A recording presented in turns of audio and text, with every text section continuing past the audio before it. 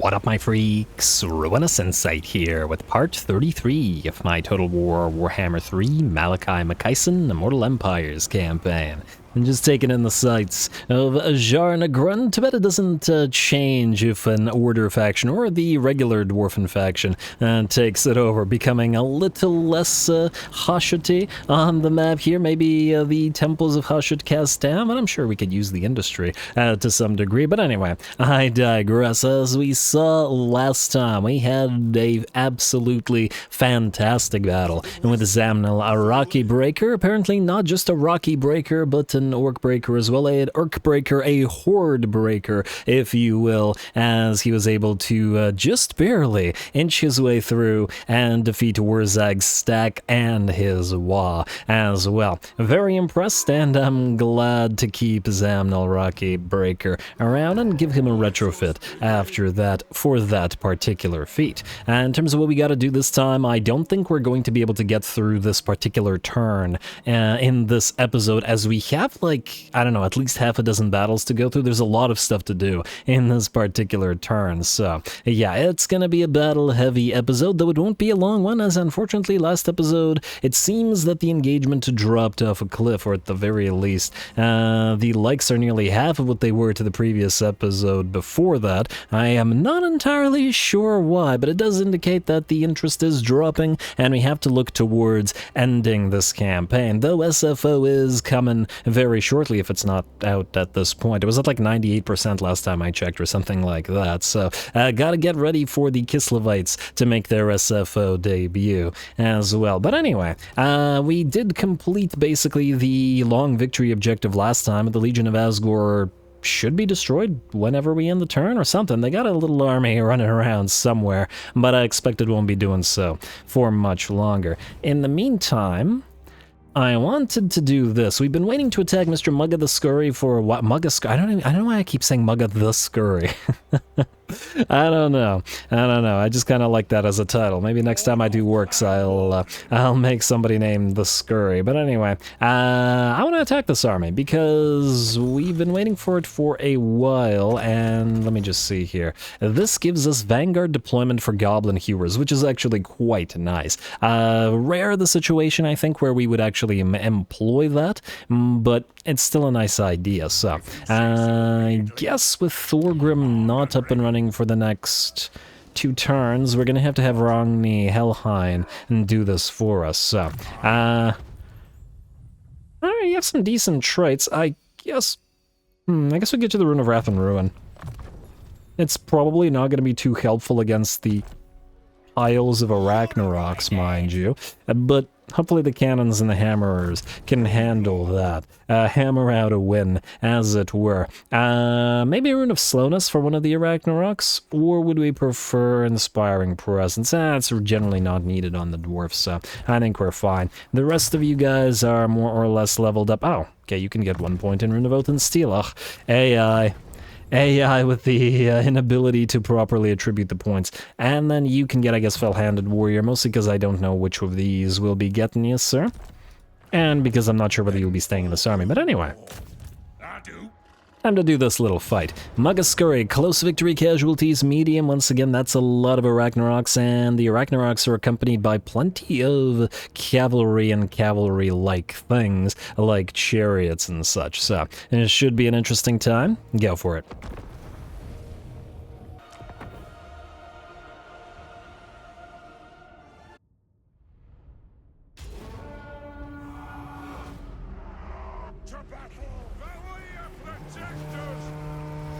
Alrighty, here we go. 6 Arachnarok spiders and a assortment of other things in here that probably don't matter nearly as much. Perhaps the trolls and the cav if they can manage to get around us. But yeah, take a look at the damage from a single volley of those troll hammer gyrocopters, taking around 2.5k HP, nearly perfectly 2.5k HP. So 1/4 of the HP of an Ragnarok per volley on these guys. And that's pretty good. And it looks like one of the troll hammers missed, since there's kills one, and probably sailed on by and hit something else. Now over here we had all 4 of our cannons fire first at this Ragnarok spider, which also lost about 2.5k HP, though now they're going to separate their fire into 2 Ragnaroks so that we hopefully don't get too much in the way of overkill damage. Though I think because Ragnaroks are... Okay, wait a second. Oh, that one actually did 3k damage rather than 2.5k. Nice. You keep on working there, troll hammers. Anyway, enemy continues to skitter their way forward towards us. The cannons continue to fire, and hopefully we'll be able to bring a couple of those Ragnaroks down. But in the meantime, the enemy squigs and spiders, the little ones, will charge towards our dwarfen line. Now, we have deployed it in such a way that our dwarf warriors and longbeards are up front with the hammerers behind. The idea is wait until the enemy charges into the dwarf warriors, etc., and only send the hammerers in once the enemy trolls and Ragnaroks have themselves moved in, as well as we'll need those guys, the hammerers, to deal with them. Anyway, the Ragnaroks continue making their way forward, but we should be able to, I don't know, maybe take at least a third of their HP by the time they get to us. All told, I mean cumulative HP. And here comes the first Ragnarok, and there go the first of our units of hammers, and the second one following suit as well to hit those river trolls, as well as the other Ragnaroks. First of the enemy Ragnaroks go down, and the second one, the one being targeted by the troll hammers, is just about done for as well. So 2 out of 6, and with plenty more where that came from. Anyway, as I was trying to say before I interrupted myself like 16,000 times, as I normally do, you guys probably used to it by now, Ragnaroks. So giants, I know the giants can stagger, like you can fire a cannon at them and sometimes they'll fall to the ground, and when they do they should be invincible while they get back up. I don't believe the same thing is true of Ragnaroks. I don't think they can be staggered, or rather they can be staggered in that they they get hit and they stop for a second, but I don't believe it counts as a fall down invincibility frame. So that's a source of weakness, I suppose, though at the same time, even lacking the invincibility frames, it does mean that they can keep on skittering forward, marching their way towards their enemies. So, pros and cons to both things. Anyway, we're down to 3 out of 6 Ragnaroks now, about to be much less, and in fact, it looks like the enemy army is getting ready to rout everywhere. Anyway, our unit has been wiped out. That would be the unit that is the summoned gyrocopters. And the last of the Ragnaroks will fall shortly. We're going to just, we're going to do our best to destroy the trolls and the Ragnaroks. I do believe this army does survive. It's not really a quest army, but it was on, well, I mean, it is a quest army, but it's one that survives, if I'm recalling correctly, from the previous adventure armies. Let's get one more volley in there from our Trollhammer Torps, and, oh, no, they're going to target the trolls instead. Well, they are troll hammers after all, and the cannons got the last Ragnarok. Anyway, between troll hammers and hammerers and cannons, looks like we do pretty good at knocking big ol' spiders down.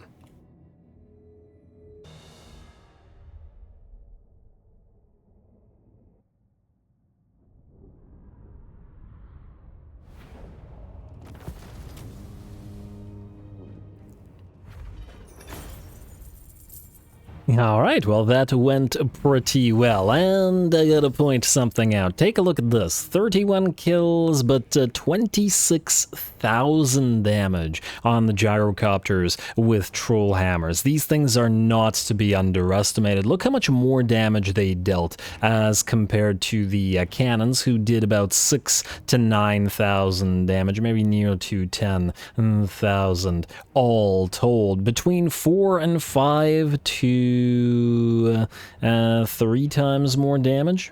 Yeah. 3 to 4 to 5 times damage dealt by the gyrocopters with troll hammers. Those things are so good at knocking out those big ol' Ragnarok spiders, and they'll be a nice addition to, well, we're definitely going to have to put some of these in our all-air army, I would wager. Seems like the thing to do. Anyway, we're going to... It's a decent amount of cash, but I think we're actually going to heal up, and the reason for this is twofold. First fold is we still have to chase this guy down and kill him because his army isn't destroyed, but that's fine. Hey, Goblin's monstrosity mission successful. And we're going to move you in to help with the auto-resolve just a teensy bit. And then we're going to auto-resolve this like so. Hopefully it doesn't do too much damage to us. Sometimes the game has a bad habit of badly hurting. Now 27 damage is fine. And it's fine. And heal up after that. And while we're here in the Forest of Gloom, we may as well pay a little visit to the gobos here. There's a massive pile of goblins, forest and regular, in this little location. We got 2 armies. They've got 2.5 armies. Seems like we should knock them out. Especially since we can't really go anywhere else right now anyway. So we're going to level up and we're going to go on in. You, sir. Well, regardless of what you do with the rest of your points, you're probably going to want Tactician just because pretty much everybody has some kind of artillery pieces. And I don't know whether we're going to keep you around, but I do know that if we do, you'll probably have artillery. You, sir. All right, that's Cinder Blast Shell.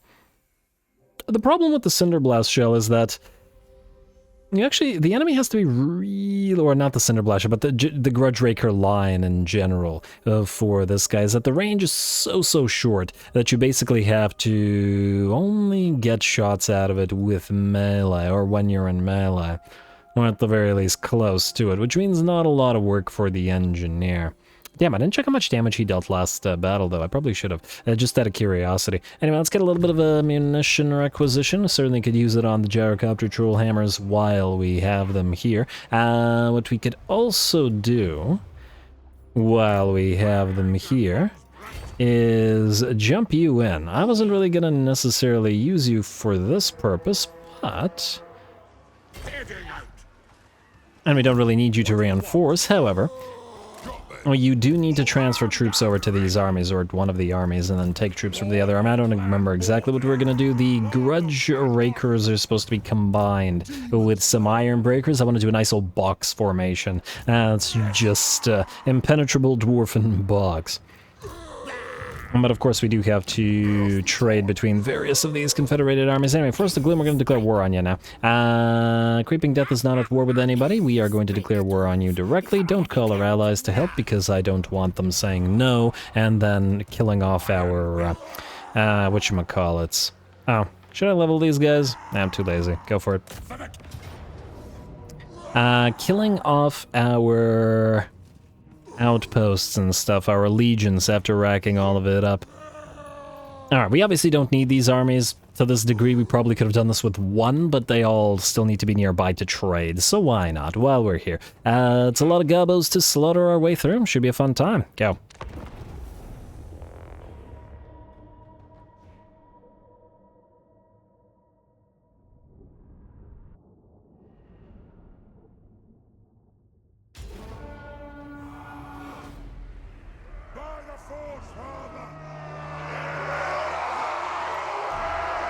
Yeah, alrighty, here we go, and once again, are dwarf armies the loudest armies in the sense that they are pre-battle screaming or cheering? Is it the loudest of all factions? I feel like I've been noticing it being very loud, or louder for the dwarfs than anybody else. But hey, at least their screams are blessedly short. Anyway, we're gonna start the battle off. Ooh, look at that volley, that poor orc war boss. Volley 1 takes 30% of his HP, volley 2 looks like it takes another 40%, and one more volley will probably bring him down. I'm gonna have to back away with those troll hammers a little bit, but damn, I've been very impressed with these Grudge Settler units. I wasn't expecting the gyrocopter troll hammers to be my favorite of the Grudge Settler units, but they're rapidly shaping up to be as such. I think in my opinion, engineers should be given the Troll Hammer Gyrocopter mount as a, as a mount option for the engineers. I find it silly that the engineers can't lead forces of gyrocopters and thunder barges and fly with them and are stuck on foot when I'm sure they'd love putting their contraptions to good use, let's say. Anyway, the enemy lord will take one more volley. We had to peel away to drop a couple bombs upon the enemy, but there it is. He loses his head, his shield, and his life alike. We're gonna drop a few more bombs on this blob of enemies while we wait for our reinforcements to move on in, and we'll be dropping both the summoned gyrocopters and the Trollhammer gyrocopters bombs on the enemy, and I'm sure that was plenty of damage, as this was a pretty darn big blob. In the meantime, I'm gonna speed this up a little bit as we've got reinforcements moving onto the field, but our armies are on separate sides. The full stack has arrived on the left flank, and then the other reinforcing half stack on the right. However, this stack will not be able to move onto the field because we have maxed out the number of troops that we can have on field at once. And the reason I decided to allow this, or at least didn't deploy this army here, was because the enemy army was coming here, so we couldn't deploy up on the hill, which would have been the best position. And by the looks of it, we're going to have to try to crush the enemy army between these two. Anyway, let's speed it up a little bit. Our gyrocopters will continue harassing the enemy. Our summoned ones will drop, but our reinforcement army will get into position. Now, the other army is going to be very, very slow, and it's going to take its sweet time in getting to us. But hopefully, since this army has Iron Drakes, we'll be able to burn plenty of enemies down as they try to make their way up this hill. And Iron Drakes versus piles of gobos should definitely be in our favor. Anyway, we had a unit of Iron Drakes out front with flamethrowers, but they're going to have to back up through the long-drawn Slayer Pirates and the other Dwarf Warriors, while the other two units of Slayer or Iron Drakes continue to fire down the hill. It looks like this Gobbo unit will lose half of its HP, but will just barely manage to charge on through, though I don't think they have enough armor piercing to really be a threat to the Iron Drakes, and especially as we move other units in to reinforce. Big old blob of enemies, including trolls, gobbos, and orcs alike, have moved on in to surround our lord and the defending unit of dwarf warriors. And since they're going to be nice and blob up like this for us, we're going to pop a nice rune of wrath and ruin into the middle of their formation, targeting the orcs a little bit more so than the gobbos, as the gobbos are obviously not nearly as threatening. Out here, since there are very limited number of large units in this army, we're going to have the troll hammers snipe the second enemy lord, and just like they did the first, and it looks like said enemy lord is already down to half HP. The hill is still being held quite adeptly by the looks of it, Quarrelers and Iron Drakes working together admirably. Slayers running down the hill and hacking gobbos and orcs alike apart, and will be the only unit that we have that's fast enough to actually chase enemies, so we may use them for that. The gyro bombers are now going to move in and will send those fire bombs into the biggest blob of enemies. I'm sure that was plenty of damage on that unit, just out of curiosity. 109 kills and 13k damage. It looks pretty good to me. Keep it up. Keep on holding. But it looks like it's a pretty good position for us. That said, the enemy will activate their Wa, and it's just a regular Wa, unlike Wurzags or Grimgors, which are obviously scarier. And we still have to remember that the enemy outnumbers us by quite a massive margin, so lots and lots of gobbos available for every dwarf to hack apart. It's a dwarf vacation, basically. Alright, okay, be careful about burninating those long-drawn pirates. I really don't want to lose the second version of them. We have one of them with Malakai, and I'd really love to get the second one in the run-and-gun army, since it has tons of those Slayer pirates as well. Looks like another Wa activation comes in, but the balance of power has shifted to about 90% in our favor as we continue to hold this hill. Slowly but surely, the second army is moving in. We had to leave our cannons behind, unfortunately, because there's no way they were going to get in range. range in time, but the Hammerers and Dwarf Warriors will probably move in just in time to crush the enemy range units as the enemy melee rout and fail to take this hill. That said, we are starting to take a little bit of damage, especially where the enemy trolls are fighting. The Dwarf Warriors here down to about 25% of the HP themselves, but as soon as they're out of the way, the Quarrelers and Iron Drake should be able to obliterate those trolls. We have had to switch a few of our range units to fire towards the enemy range units, though it looks like the enemy center line has at this point completely collapsed, and only the left and right flanks in the woods are still fighting. Which does make sense. We are attacking a magical forest full of goblins after all. Though I do find it a little bit weird that the goblins all generated here are the regular goblins and not forest goblins, but no, whatever. And certainly would have been better if the enemy had access to all that poison as well. Anyway, it looks like our Hammerers and other units have arrived. The enemy is moving in with some of their own reinforcements. The second enemy lord has been sniped at this point by the Troll Hammerers, and they are going to move towards the Ragnarok Spider as well. Poor enemy range units versus Hammerers is going to be a terrible, terrible matchup. Alright, run your way up the hill. How are we doing? Well, still some units fighting on both flanks. Well, I guess that hasn't changed. Though it does mean more time or more space for our Iron Drakes to make their own way down the hill and thus fire into the flanks of all those fighting goblins. There we go. Beautiful. It's a beautiful sight. I'm a little biased, I admit, towards fire units in general, but you gotta admit, it's always fun to see them work. And by the looks of it, with that, the right flank has pretty much collapsed. Only a single unit still fighting, and a few more volleys from the flamethrowers will make sure that that is no longer the case, though I'm still not entirely sure that it's called a volley when the Iron Drakes fire. But I'm not entirely sure what else I could call it, so anyway, the right flank has collapsed, the left flank is very much down to the dregs. The Ragnarok Spider has managed to move in with about half of its HP, despite the Troll Hammers firing on it, but it is now surrounded by Hammerers, and the Troll Hammers are ready to fire upon it again, though it will not matter over much, as with that, the enemy army will break, and the battle will be ours. Beautiful. Absolutely beautiful. Gotta love these massive battles with just massive numbers of enemies, and the little bit of a tactical difference that we got here by not being able to deploy in the center. Certainly an unusual fight, if nothing else. I don't know whether we have to chase or whether the enemy armies will be destroyed, but at the very least we should chase down the trolls and such with our troll hammers and the Ragnarok, so we'll do that off screen.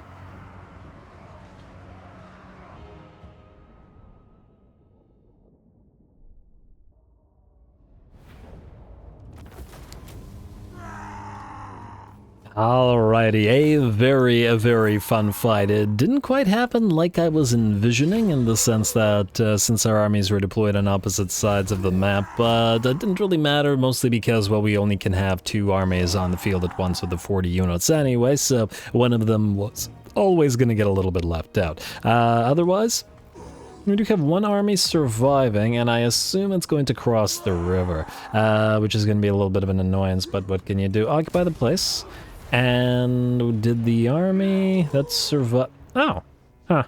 Okay, looks like the army that survived didn't, in fact, survive, so I guess we'll take it. We'll take it. Grungni, you don't need this because you're gonna go away shortly and be replaced by Thorgrim. You guys will trade some units, but I might take care of that between the episodes.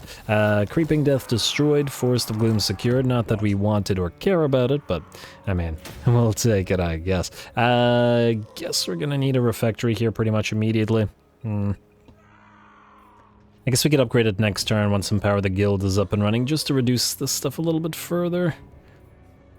Probably best off using the place for capacity rather than growth or anything like that, since it's a red territory and we may not be collecting income here anyway, but for now we'll just wait and see. Let's do other stuff in order. We'll wait on Malakai a little bit, because he is going to attack. Stochel, what are we doing here? Welch has a bunch of skin wolves and is at Glacier Encampment. What do we have in terms of defenses here? They're actually looking pretty good. I mean... It's more than a full stack and lots of skin wolves. It might actually be worth fighting. I did say we wouldn't be able to get through this entire turn over this episode. There's just too many things to do. But let's do what we can for now. You, Snoring, head to Temple of... Malekith is here. Oh, damn. Hopefully he can't loop back around to Naggarond. Also, let's see what else we have around here. Assuming that you sit at the Temple of Cain... I see this guy's running around. He's probably trying to go after Malekith as well, and probably wanted the Temple of Cain because it would complete his territory. But, well, that's his problem. Actually, it's somewhat our problem, because these are all territories we could have actually held on to, but what can you do? I'll resolve this. Effectively no damage, and occupy it, just occupy it for now. Whether we trade it or hold on to it remains to be seen. Malekith might attack us next turn. It's certainly a possibility, though his army, well, let's just say it leaves something to be desired. We've done quite the number on him, and Naggareth did quite the number on him. We don't even know whether it's Naggareth or not who destroyed Naggarond, but, oh, poor Malekith. Anyway, Gromby, you're up next, I believe. I don't think you should be fighting this turn. You're trying to get towards the Scourge of Aquitaine. Alright, so here's what you'll do. You'll go right here. I want you to get close to the Scourge of Aquitaine, but not so close that you wouldn't be blocking off the passage to the lair of the Troll King, because we want to block it off in case these guys decide to attack us here. You can't move here. No, you can't. This is all impassable. Actually, this is passable. Yeah, but this is not. No. So it's entirely blocked. So what I'm thinking is if these guys declare war on the Great Orthodoxy, we end up joining the war. These guys might decide to go after the lair of the Troll King, in which case we want it blocked off. If you're wondering why I'm doing that. Ungrim, you were headed southward to Bitter Bay. I don't imagine there's anything here. I want to get another battle out here. Yeah. Hopefully we can get through this turn in 2 episodes. Oh, there's nobody here at Bitter Bay. Go figure. Not such a bitter pill to swallow, I guess, unless you really wanted a battle from it. Alright, don't collect the income here, and it'll probably be a while before we get to Desolation of Nagash. I guess we can push you up towards the Bone Gulch then, while King Azrael moves towards Karakazul and Sumpit. We'll have to send him back around to deal with the Caravan of Blue Roses and with the Poxmakers, but we'll do that with 2 armies, namely Morgus's army, who's going to go out here. Hopefully there isn't a full rat stack there. It'd be really annoying if this army got destroyed after moving within range of the... Oh, no, maybe they might not be in range, actually. Since they can't... Yeah, they can't reach Ruins End even in March stance, so I'm just going to assume that we're fine. Unless the rats have some kind of buff that allows them to move further or us to not move as far. Zamnil, you know what? We're going to move you out here towards the bridges. I don't think these 2 armies can kill you, and we don't see another one at Zvorag, so I think even if there is another army, it's probably too far away to hit you. Kobold Redbeard will move you in a second. Well, you're fighting, so you'll be fighting in a second. Belagar. Honestly, compared to the village battle, which is full of a bunch of elites like Chosen, this feels like it isn't worth fighting. It is a Pyrrhic victory, so it's bound to hurt our troops a lot, but with Zamnil over there acting as bait, maybe we'll be fine to attack this. It's going to rip our drum apart, of course, but actually, not so bad. I thought the drum would be at like 1 HP, but even if we get siege now, we're okay. We're okay, everything's fine. Occupy the place. And another stonemason, etc, etc, etc. We're good. We will upgrade you probably, maybe now, depending. And depending on how careful we want to be with our cash this turn, we'll figure it out. For now, I think if we have time for one more battle this episode... I mean, really, we don't have time for another battle this episode, but... Oh, right, and I forgot about this. There's another battle to be had back here with Ikit. Man. Alright, I think maybe we save Ikit for next time around. I'm kind of interested in this one. Cobalt, let's level up your new engineer. Oh, wait, if we level him up... Oh, you don't have increased mobility on this guy. Oh, because they're both new engineers, aren't they? Yeah, alright, that's fine then. Yeah, ballistics calibration, break open the casks, and we'll move into triangulation ASAP as well. Frankly, I should probably be getting both of you increased mobility, but for now we're okay. Go for Ikbolt. And he's got 2.4k grudges on him. Take those grudges for ourselves. Delicious, delicious grudges. king. Yum, yum, yum. Alrighty. Yeah, we'll fight it, we'll fight it. It's not a crazy big deal, but Cobalt hasn't fought in a little bit, and this will be the last battle that we get with him in his current form before we trade away the Quarrelers and the melee line, leaving him with only Thunderers of the Grudge Raker and regular variety plus guns of various types. Go.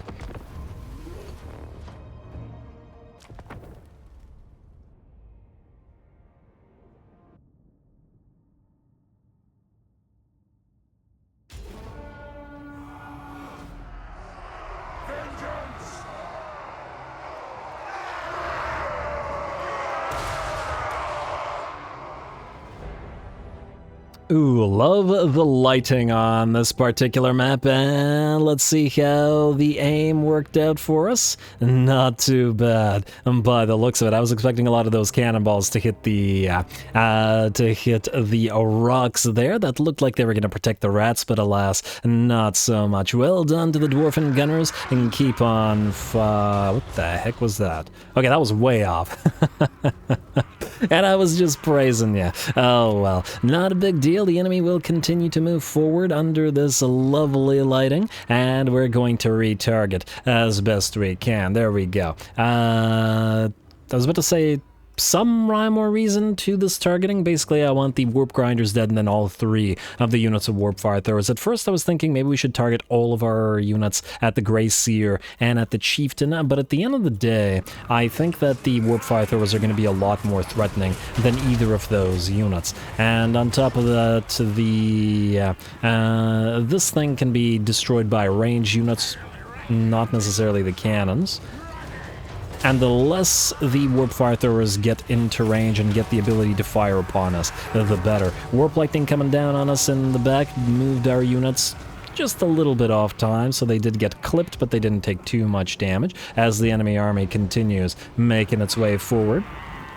It looks like we've taken about half of the HP off at least one of the units of Warp Fire Throwers and one of the units of Warp Grinders. We do summon our Gyrocopters on field now and get ready to drop a few bombs as the rest of our army begins to fire. The Grudge Rakers, the bombs coming down on the enemy infantry are going to have a heck of a time making their way towards us. Alright, it's a beautiful sight. The Warp Fire Throwers will strike our summoned Gyrocopters, but for once we're going to send the Gyrocopters directly into melee instead, and they will distract those Warp Fire Throwers, preventing them from moving and allowing us to fire on the others. Oh, I love those Grudge Rakers. They're just so fun to watch. It looks like the enemy will get into melee here, and ooh, the Warp Fire Throwers have gotten into range as well, hitting the Grumbling Guard and taking about 30% of their HP with a single volley. Definitely a dangerous unit. I mean, it's a fire unit. If we were playing the Skaven right now, I'd be spamming the Warp Fire Throwers just as well. Anyway, the enemy have reached us here. Looks like their Lord, their Great Seer, is just about down with 640 HP remaining. The Chieftain is attempting to fight our Thane, but in the midst of the Norgrimling's Ironbreakers is not a place you'll want to be, especially with the Thane whacking away at you. Looks like 3 out of 4 of the enemy Warp Fire Throwers are out, and only this one remains, still distracted by these Gyrocopters, mind you, but that means it hasn't been able to fry any of our units.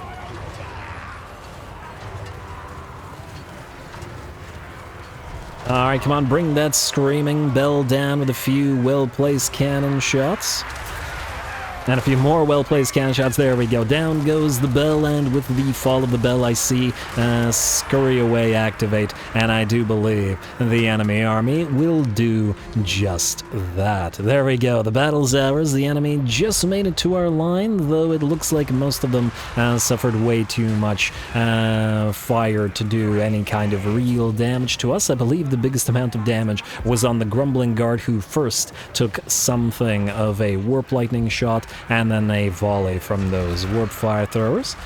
But judging by the fact that, 30% HP from a Longbeard unit was taken from a single volley from the Warp Fires, it was a good decision to focus all the other ones down and prevent them from moving on in. Anyway, I do give some chase to the enemy, but I don't think it's actually necessary here since they ran away, but I got distracted. Anyway.